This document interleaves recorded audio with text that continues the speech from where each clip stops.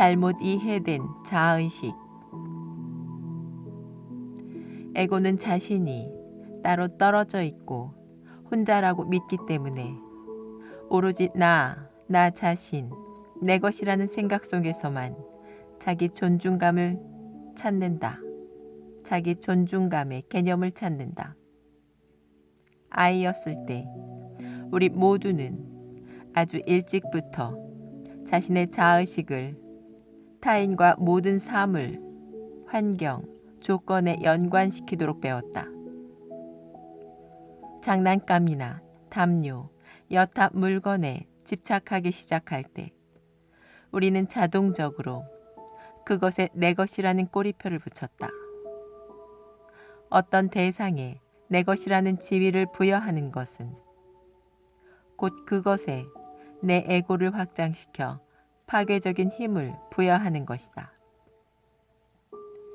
다시 말해, 그것을 내 것으로 만드는 것은 우리의 확장된 자아 정체성, 즉 참자아의 거짓 대체물에 내 것을 하나 더 덧붙이는 것, 자기 정체성 팔찌에 구슬을 하나 더 보태는 것이다.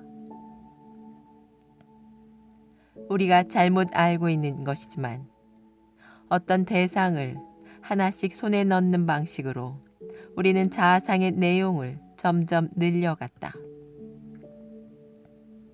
우리는 자신이 바라고 탐내는 특정 대상들을 분류하고 거기에 이름을 붙인 뒤 그것들이 내 것이라고, 즉 자기 정체성의 일부라고 주장했다. 우리는 곧 이 대상들에 커다란 가치를 두게 되었고 이를 진정한 자신의 모습과 혼동하기 시작했다.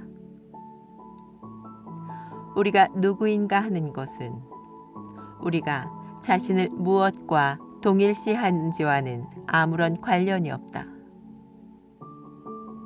우리의 진정한 모습을 완성하는 데는 어떤 대상이나 사물, 사람, 환경도 필요하지 않기 때문이다. 어린 시절 우리 모두는 무지의 덫에 사로잡혀 있었다. 진정한 자신을 알아보지도 못하고 그 가치를 알지도 못했기에 우리는 거짓된 자기 정체성을 만들기 시작했다. 태도, 믿음, 의견, 가치관과 같은 부차적인 것들로 개인적인 자아의식을 키워갈수록 에고는 더욱 큰 힘을 얻었다. 우리는 무수히 많은 판단들을 모아서 그것들로 거짓된 자아상을 빚어냈다. 이렇게 빚어 만든 자아상이 위협을 받으면 화를 내고 때로는 보복을 하기도 했다. 화가 나거나 방어적인 기분이 되는 것은 대개 자기 자신과 일치하지 않는 어떤 생각, 믿음, 의견 따위에 자신이 동일시되었기 때문이다. 그렇다면 에고가 맞서 지키려고 하는 것은 대체 무엇일까? 물론 진실은 실제 하는 어떤 것도 위협을 받지 않는다는 것이다. 그런데 에고가 방어하려는 것은 도대체 무엇인가? 그것이 무엇이든 그것은 실제일 수 없다. 왜냐하면 진리는 결코 방어를 필요로 하지 않기 때문이다. 그렇다면 우리는 무엇을 방어하고자 하는가? 에크하르트 톨레는 이 질문에 이렇게 답한다. 당신은 당신 자신을 방어하고 있다. 혹은 마음이 만들어낸 대체물인 당신 자신이라는 망상을.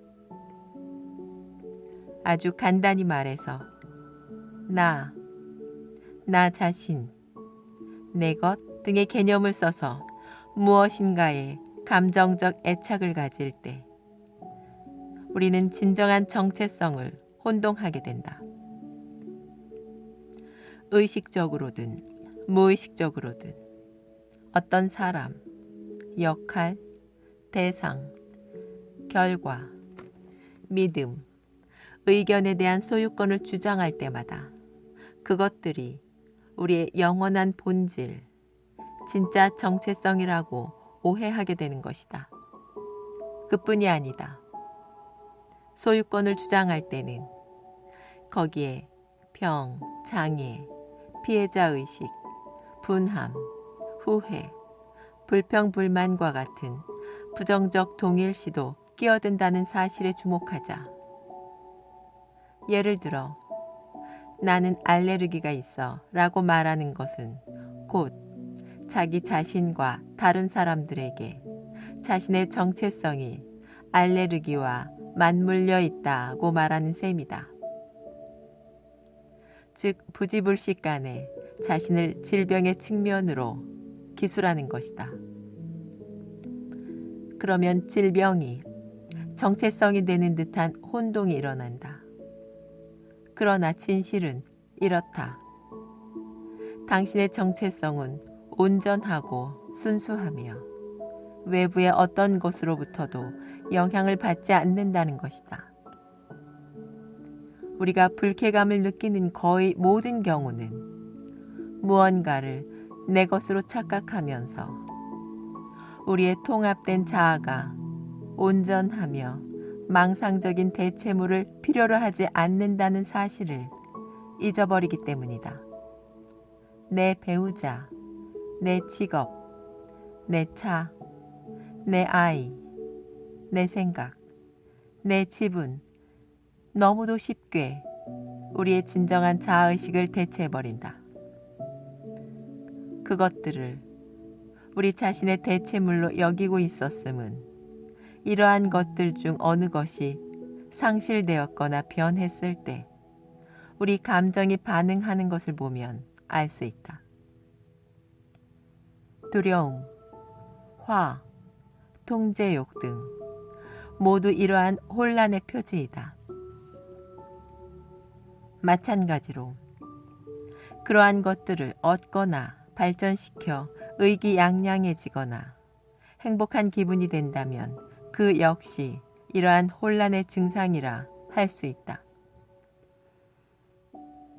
깨어남의 과정에는 늘 도전이 포함된다.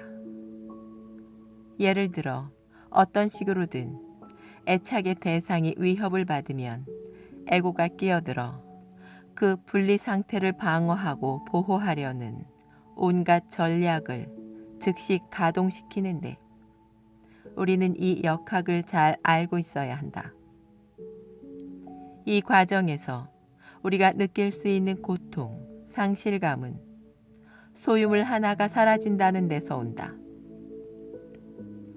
일단 이 소유권 개념을 버리고 나면 우리는 더 이상 대상에 심각하게 얽매이거나 그것을 사적으로 받아들이지 않게 된다. 우리의 행복이 대상에 의해 좌우되지도 않는다. 우리는 여전히 우리에게 속한 여러 속성들을 즐길 수 있다. 그러나 그것들을 더 이상 정체성 안에 갇혀 있지 않다. 우리가 진화해 갈수록 나 자신, 내 것과 같은 꼬리표는 단어장에서 사라질 것이다. 다만 순전히 실용적인 이유에서 꼭 써야 할 때만 그 단어들을 사용하게 될 것이다. 어떤 사람 혹은 어떤 물건에 대한 소유권을 주장하고 싶은 마음에서 벗어날 때 우리는 그것들을 손에 넣고 보호하고 방어해야 한다는 헛된 욕구로 인해 결국 혼돈을 불러들일 뿐인 고착된 관점을 고수하려 드는 에고의 중독에서도 벗어난다.